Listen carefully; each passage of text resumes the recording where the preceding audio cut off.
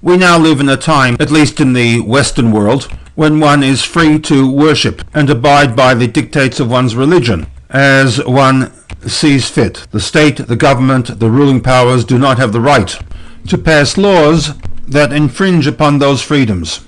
But this concept, freedom of religion, is a relatively modern concept emanating from the period of the Enlightenment. For most of history, and the Jewish experience in particular, harking back to the times of the Hashmonaim, religious intolerance was the norm, where one was asked to make a choice between remaining faithful with one's religious beliefs or the violation thereof in order to save one's life. This situation is discussed in Masechet Sanhedrin 74, in which Rabbi Yochanan quotes from Rabbi Shimon ben Yehutzadak regarding a convocation, a conference that was held in Beit Nitzeh in Lud, Israel, in which they concluded that Kol Aveirot Shebetorah, each and every negative prohibition in the Torah, Im Omrin La'adam, in which the government, the local chieftain, whoever, comes to an individual and says, violate such and such a prohibition, so as Ve'al Taharog, I will let you live. The decision was reached that Ya'avar, one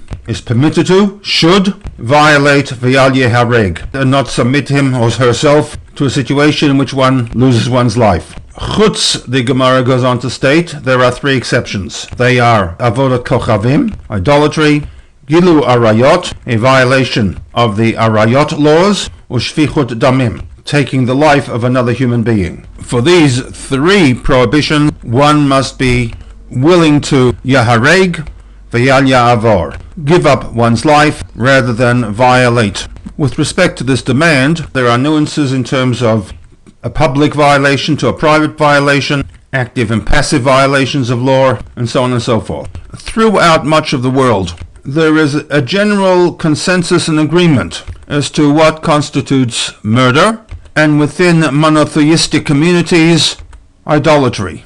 Gilu Arayot, sexual immorality, is somewhat more difficult to pinpoint, as it relates very much to the attitudes, the value systems of a given society at a given time and in a given geographical location. Our values have changed, and therefore the definition of sexual immorality is quite fluid. In the legal concept of Torah law, Gilu Arayot, for which one must give up one's life where necessary, would be limited in a post-Matan Torah situation to those violations and prohibitions as defined by Torah law.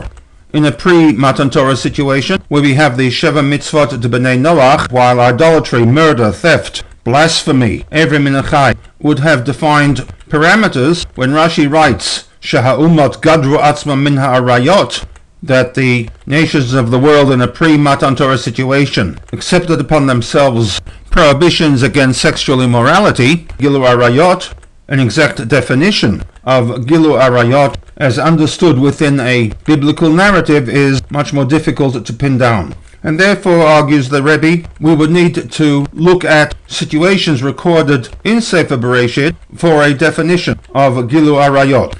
There are two such instances. The first is the abduction and rape of Dinah, and the second is the incident involving Yehuda and Tamar.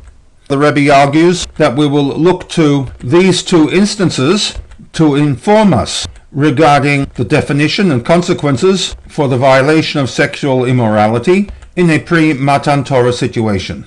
And in this context, we shall approach Rashi's commentary to Yehuda's demand that Tamar be executed by fire.